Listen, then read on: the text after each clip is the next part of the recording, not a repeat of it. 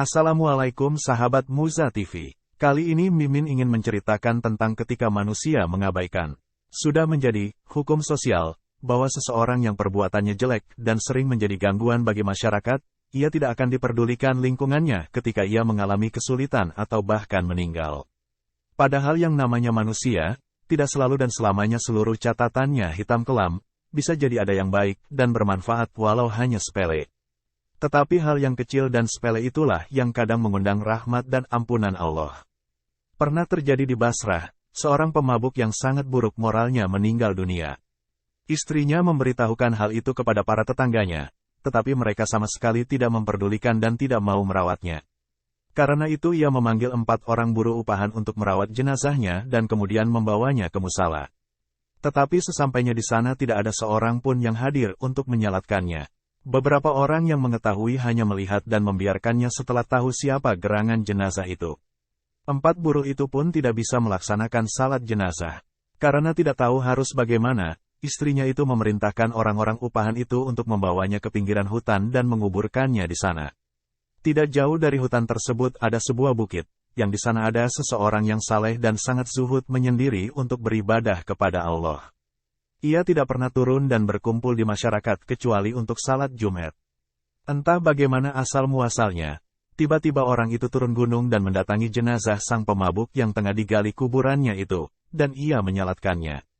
Setelah itu ia duduk menunggu untuk memakamkannya. Peristiwa turunnya sang saleh dan zahid dari pertapaannya di atas bukit itu menjadi berita menggemparkan bagi masyarakat sekitarnya.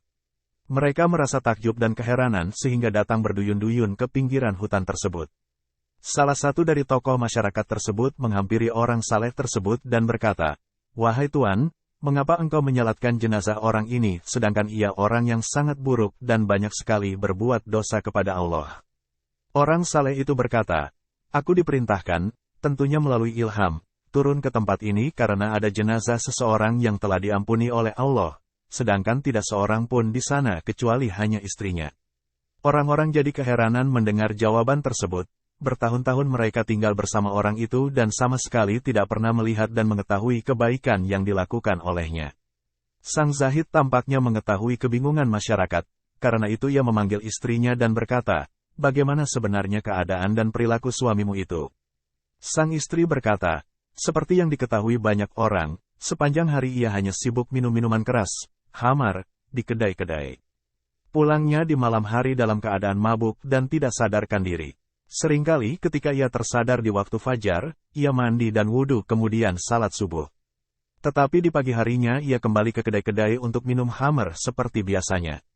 Hanya saja di rumah kami tidak pernah kosong dari 1 atau 2 orang anak yatim, yang ia sangat menyayanginya melebihi anaknya sendiri.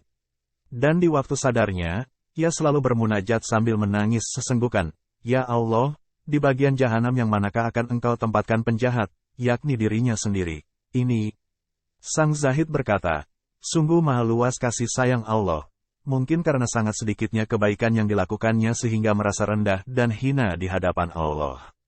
Dan juga kesabarannya menanggung kehinaan dan cibiran sinis dari lingkungannya, yang mengundang rahmat dan ampunan Allah."